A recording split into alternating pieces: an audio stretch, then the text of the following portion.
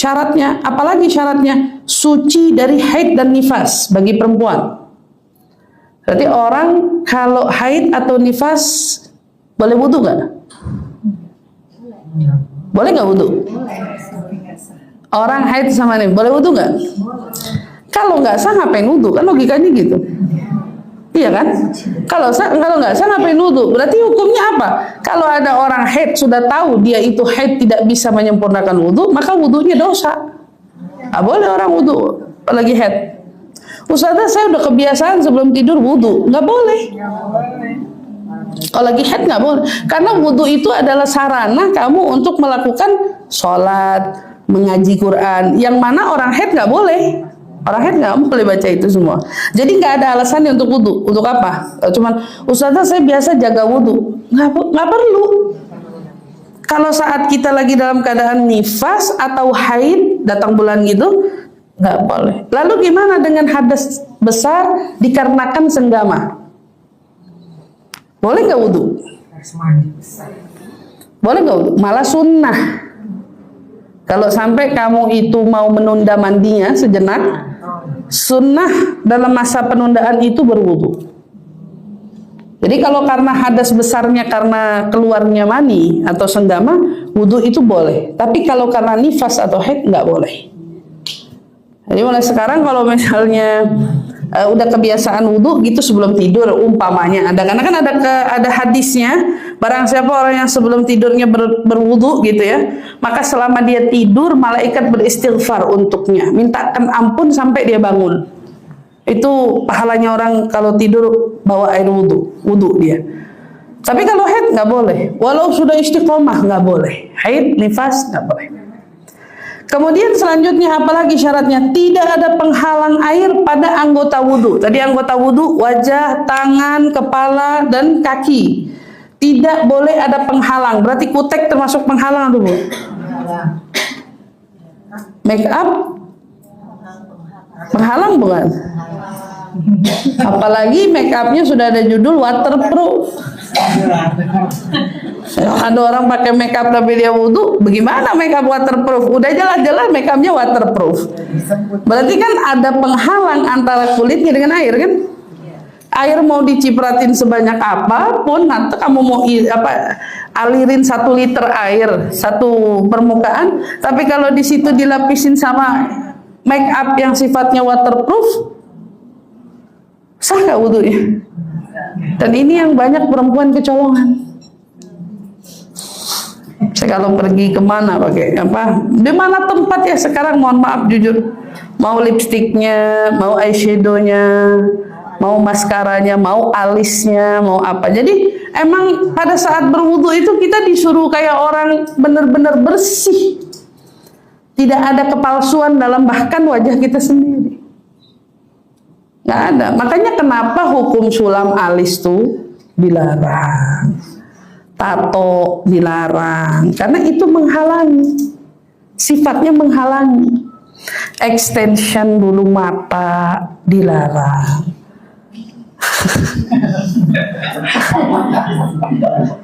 Karena dia sifatnya menghalangi, jujur. Jadi kalau saya selalu bilang sama ibu-ibu ya, ibu-ibu kalau masih mau pakai tempelan bulu mata, ya bulu mata palsu nggak masalah gitu, tapi di waktunya wudu ya dilepas. Tapi jangan yang istilahnya extension itu yang sampai berapa lama gitu ya, apalagi sampai ditanam atau apa, nggak boleh. Bahayanya tuh kemana? Ini bukan tentang hukum melakukan itunya, tapi dampaknya wudumu tidak sah. Kalau udah wudu nggak sah, sholat mau 1000 rakaat nggak sah. Jadi kenapa banyak orang hari ini sholat udah, tapi hidupnya masih galau? Ternyata mungkin selama dia wudu masih ketemu penghalangnya. Jadi saya selalu ingetin ya, ibu-ibu bagi yang masih make upan, kalau pergi keluar rumah untuk kumpul kawan, kajian, apapun itulah, jangan pernah lupa bawa penghapus make upnya. Saat mau wudu itu dibawa, Bu. Mau pakai wipe tisu penghapus make up atau pembersih, cleanser, apalah gitu, ya itu dibawa. Ustazah, ribet-ribetan mana di dunia ngapus make up sama ribet hisab? Mendingan hapus make up kan? Ada waktu ya nggak apa-apa. Ini untuk Allah. Kalau kamu mau berjuang make up kurang lebih 1 jam untuk kamu dandan di mata orang, Allah minta kamu dandan juga di mata dia, tapi tanpa make up. Ini realnya kamu itu dandananmu di hadapan Allah. Wudu, habis wudu saudara, kita habis wudu kita baru make up, gimana boleh nggak? Jagain wudu pas sampai waktu sholat, berarti sholat sambil ada make up, boleh apa nggak? Ya boleh, selagi zat make up yang kamu bawa itu tidak ada unsur najisnya. Ya contoh kan banyak make up yang ada minyak babi, lemak babi atau apa. Selagi kamu bisa memastikan yang kamu pakai itu adalah halal, silahkan bawa dalam sholat, nggak ada masalah. Mau bibir kamu warnanya merah, oranye, pink, silahkan. Mau eyeshadownya gimana, silahkan. Tapi di saat wudhu tidak bisa seperti itu. Itu diperhatiin. Pensil alisnya kehapus. Apa ini namanya? Blush on atau sebelumnya blush on tuh apa? Foundationnya berarti kehapus. Lipstiknya hapus. Benar-benar bersih. Jadi jangan asal ngapus gitu ya. Karena saya banyak nemuin orang yang masuk ke ruang wudhu, keluar mukanya masih sama. Ya kenapa itu bisa terjadi? Kan karena waterproof tadi kan. Semuanya waterproof ya. Dia mau wudhu 10 kali lagi aman sejahtera. Ya tapi jadi kendala, ya nggak sah gimana? Setahu saya ini menyangkut semua madhab. Jadi kalau ada tiba-tiba ibu-ibu misalnya pinter-pinternya dia, Allah maha pengampun, Allah maha penyayang. Ini lagi ngomong pakai egonya ini. Nggak ada kaitannya sama madhab sama sekali. Karena nggak ada di madhab itu diperbolehkan. Saya nggak pernah belajar itu soalnya. Ya, jadi kalau ibu-ibu dengan dalihnya, Allah kan juga tahu. Sholat kan yang penting hatinya. Ini lagi ngomong lantur dia.